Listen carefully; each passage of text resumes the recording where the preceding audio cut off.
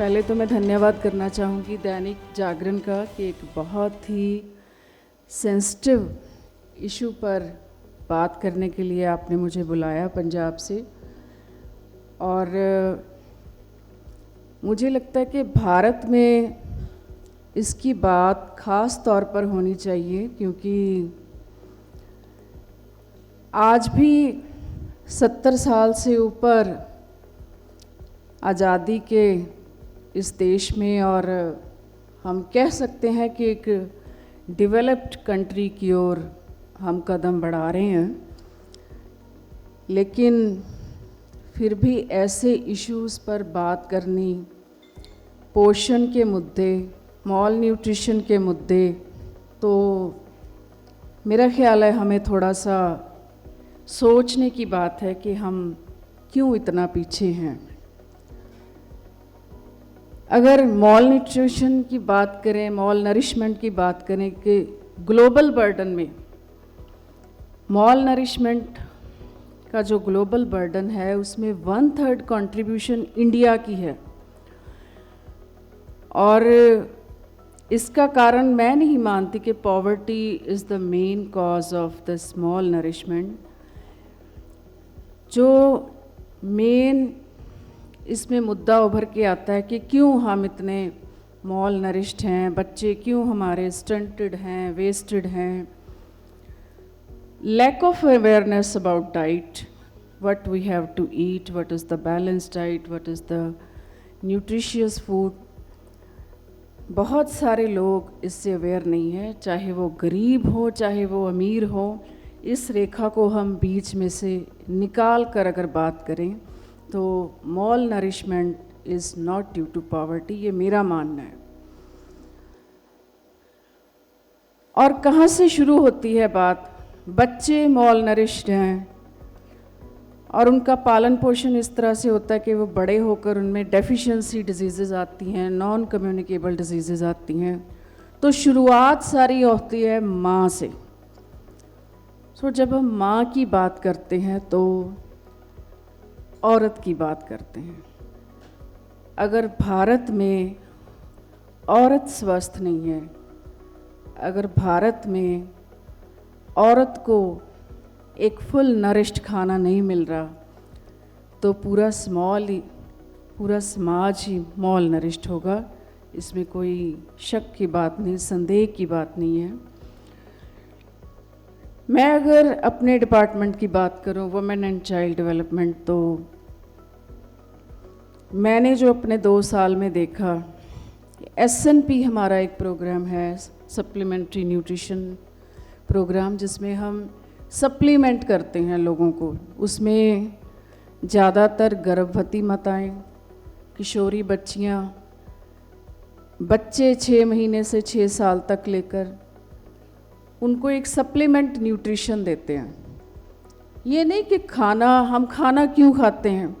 कई बार हमें लगता है कि पेट भर खाना खा लिया तो हम बहुत ज़्यादा नरिश्ड हो जाएंगे या बहुत स्वस्थ कहलाएंगे, लेकिन खाने में हम क्या खा रहे हैं ये जानना बहुत ज़रूरी है।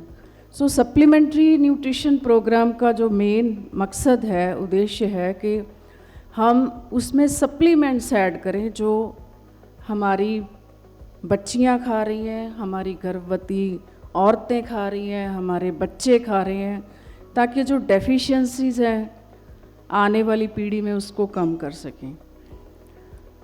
और जो कुछ देखने को मिलता है, एज ए डॉक्टर भी मैंने बहुत कुछ देखा है अस्पतालों में।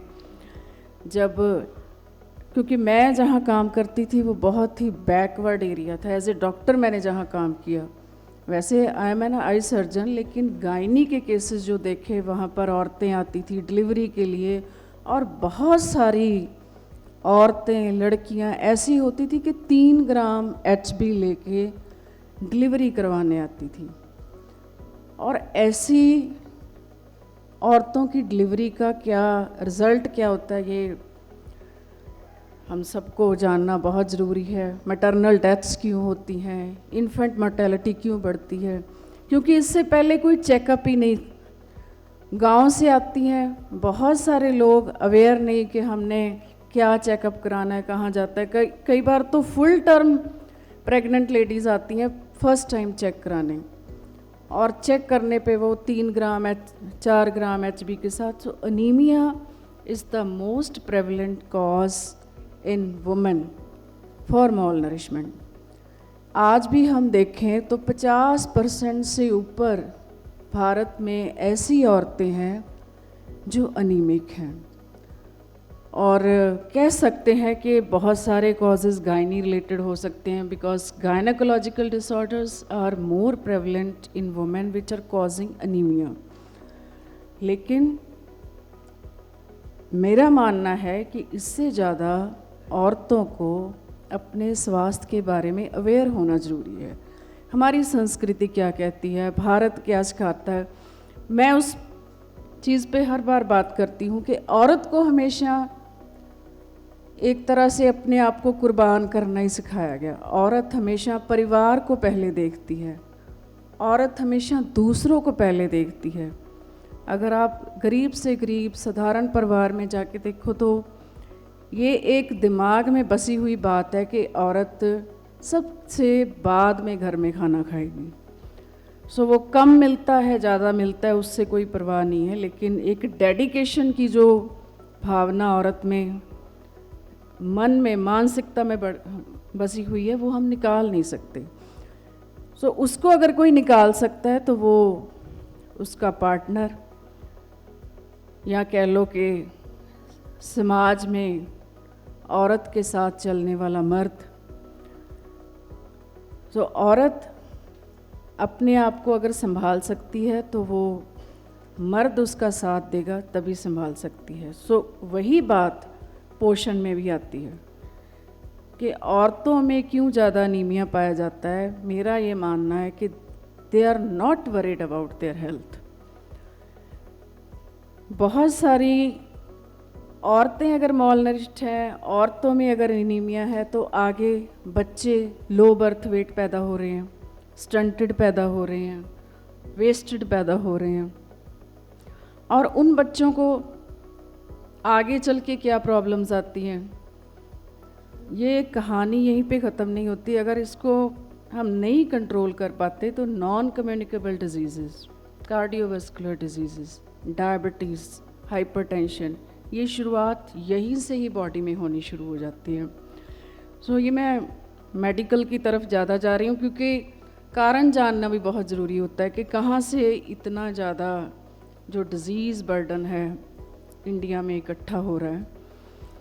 सो हम इंडिया में थोड़ी देर से ये कंसेप्ट लेके आए हैं कि मिलेट्स की एडिशन बहुत ज़रूरी है, क्योंकि हम जो कंज्यूम कर रहे हैं, कार्बोहाइड्रेट्स ले रहे हैं, फैट्स ले रहे हैं। मैं पंजाब से आई हूँ, मैं आपको पंजाब की बात बताती हूँ। पंजाब में लोग कहते हैं कि अगर हम दूध नहीं पी रहे, अगर हम घी नहीं खा रहे तो हम अच्छी डाइट नहीं ले रहे। लेकिन दूध पीने वाले बच्चों में, ज़्यादा दूध पीने वाले बच्चों में ही अनीमिया ज़्यादा पाया गया। कारण चिलेटर्स बन जाते हैं। बहुत सारे मैंने ऐसे लोगों को भी प्रिस्क्रिप्शन बताते हुए देखा कि ये आयरन टैबलेट आप दूध के साथ ले लो। सो आयरन एंड कैल्शियम वो चिलेशन हो जाती है और उसको कोई इफेक्ट ही नहीं आता। पालक पनीर हम बहुत खाते हैं, पालक में आयरन है, पनीर में कैल्शियम है, तो चिलेशन हो गई और दोनों का बॉडी में कोई इफ़ेक्ट नहीं आता।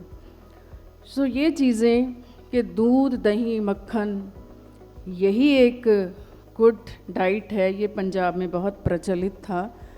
और हमने इसको ख़त्म करने के लिए जो सप्लीमेंट्री न्यूट्रिशन प्रोग्राम है उसमें मिल्क को हटाकर कुछ और ऐड किया। उसमें हमने मिलेट्स ऐड किए, उसमें हमने आयरन ऐड किया, फोर्टिफाइड राइस ऐड किए। और मुझे ये बताते हुए खुशी हो रही है कि पिछले 2 सालों में जो S&P हमारा प्रोग्राम चला उसमें भारी गिरावट देखने को मिली मॉल नरिशमेंट में, पंजाब में ख़ास करके।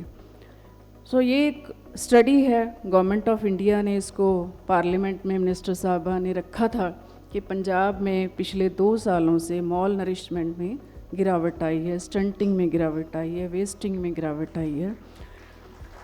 तो लगातार लगे रहने पे कहीं ना कहीं तो हम पहुंच ही जाएंगे, लेकिन जब तक एनालिसिस नहीं होता कि कमी कहाँ है। हालांकि मैं आपको ये बताना चाहती हूँ कि आंगनवाड़ी वर्कर्स हैं जो हमारी, उनका ये विरोध था कि दूध क्यों नहीं दे रहे, देसी घी क्यों नहीं ऐड किया, अभी भी करती हैं, लेकिन जो स्टडीज़ बताती हैं कि हमने अच्छा किया। तो कई बार जो सोसाइटी में नॉर्म्स बने होते हैं, जो सोसाइटी ने एक्सेप्ट किया होता है कि यही अच्छी डाइट है, तो उसको उनके लोगों के मन से निकालना भी बहुत मुश्किल होता है। जैसे हमारे पंजाब में ये कंसेप्ट है कि डिलीवरी के बाद औरत को पंजीरी देनी बहुत ज़रूरी है, उसमें देसी घी डाल देते हैं, घी आटा डाल देते हैं, मतलब कि उनको लगता है कि यही अच्छी डाइट है। लेकिन अगर हम वो गेहूं की जगह उसमें मिलेट्स ऐड करें तो मुझे लगता है कि उसकी न्यूट्रिशनल वैल्यू है वो कहीं ज़्यादा बढ़ के सामने आएगी। और मिलेट्स कोई नई चीज़ नहीं है, भारत में बहुत पुरानी मिलेट्स की परंपरा चलती आई है, ये तो हमने ही आके इसको चेंज कर दिया। श्री गुरु नानक देव जी जो सिखों के पहले गुरु माने जाते हैं, उन्होंने कोदरा की खेती करते थे। वो कोदरा इज़ ए मिलेट। तो उसका क्या कंसेप्ट था कि कोदरा अगर लोग खाते हैं तो उसमें काफ़ी ज़्यादा प्रोटीन वैल्यू बढ़ जाती है। तो मैं ये कहूँगी कि कम से कम हमें अपने गुरुओं से ही सीख लेना चाहिए कि कैसे हमारे पूर्वज क्या करते थे, क्या खाते थे। इसी तरह रागी, बाजरा, ये पंजाब में तो विरासत रही है, बाजरे की रोटी साग के साथ। और ये सारी एडिशंस जो हैं ये न्यूट्रिशनल वैल्यू हमारी बढ़ाती हैं, और हम इन चीज़ों से काफ़ी दूर पिछले 10-15 सालों से हुए हैं, इसमें कोई भी शक नहीं है। इसके बाद एक और इम्पॉर्टेंट बात मैं जो करना चाहती हूँ, आंगनवाड़ी सेंटर्स में क्या होता है कि बच्चों को, हमारी ये कोशिश है कि हम हर एक बच्चे को आंगनवाड़ी सेंटर में एनरोल करें, क्योंकि उसका मेन मकसद ही यही है कि बच्चे को सप्लीमेंट्री न्यूट्रिशन प्रोवाइड करें। क्योंकि एजुकेशन तो साथ में है ही, लेकिन SNP is an important part of this Anganwadi programme. तो मेरी ये कोशिश है, मैं अपने पंजाब में ये देखना चाहती हूँ कि मेरे पंजाब के हर हिस्से का बच्चा जो है वो आंगनवाड़ी सेंटर में आए, वहाँ से एसएनपी ले, और उसमें हम कोशिश कर रहे हैं कि हर तरह के एरिया से, चाहे वो कोई अच्छे घर से बिलोंग करता है, चाहे वो कोई किसी बस्ती का बच्चा है, चाहे वो कोई स्लम एरिया का बच्चा है, लेकिन हर बच्चे को कवर किया जाए। और इसकी एक खूबसूरती ये होती है कि बच्चे अगर इकट्ठे बैठकर खाते हैं आंगनवाड़ी सेंटर में, जो हॉट कुक्ड मील हम प्रोवाइड करते हैं, तो उसका एक नया इक्वालिटी का कॉन्सेप्ट भी सामने आता है। सिखिज़्म में लंगर प्रथा बहुत ज़्यादा प्रचलित है। आप कहीं भी चले जाओ दुनिया में तो लंगर आपको देखने को मिल जाएगा जहाँ पर सिख होंगे। और लंगर प्रथा की एक ही आवाज़ है कि हम इकट्ठे बैठकर खा रहे हैं, हम सब एक जैसे हैं, और हमारी कोई जात, नस्ल, धर्म नहीं है, एक ही धर्म है, मानवता। और जब हम इकट्ठे बैठकर खाते हैं तो वो मानवता का धर्म है, वो बच्चे को सीखने को मिलता है। और मैं ये कहूँगी कि इस चीज़ को और प्रमोट करना चाहिए, चाहे वो मिड डे मील की बात करें, स्कूल में इकट्ठे बैठ के खाते हैं बच्चे, चाहे वो आंगनवाड़ी सेंटर में बैठकर इकट्ठे खाते हैं, लेकिन जहाँ पर उनको अच्छी न्यूट्रिशन मिल रही है वहाँ पर उनको एक नया संदेश भी हम देते हैं कि हम सभी मनुष्य हैं, इससे आगे कुछ नहीं, यही सबसे बड़ा धर्म है। आज के दिन मैं आपको यही कहना चाहूँगी कि आप जो भी गैदरिंग यहाँ है, एक तो बहुत सेंसिटिव इशू आप लेके जा रहे हो, और जो भी आपने सीखा मैं आपसे भी सीखना चाहूँगी कि आप क्या कहना चाहते हो। लेकिन मेरा आपको यही मैसेज है कि नॉट ओनली इन पंजाब बल्कि पूरे भारत में हम कोशिश करें कि कोई भी बच्चा मॉल नरिश्ड ना हो, कोई भी माँ खाने से भूखी ना हो, कोई भी। हालांकि पंजाब में बहुत ज़्यादा हम मानते हैं कि पंजाब इंडिया से ज़्यादा डेवलप्ड है, बहुत सारी स्टेट से ज़्यादा डेवलप्ड है, लेकिन पंजाब में भी ऐसे एरियाज़ देखने को मिलते हैं जहाँ पर 2 वक्त की रोटी लोगों को नहीं मिल रही। सो आओ हम मिलजुल कर ये प्रयास करें कि हर एक बच्चा, हर एक माँ हमारे देश की अच्छा खाना खाकर सोए। बहुत बहुत धन्यवाद।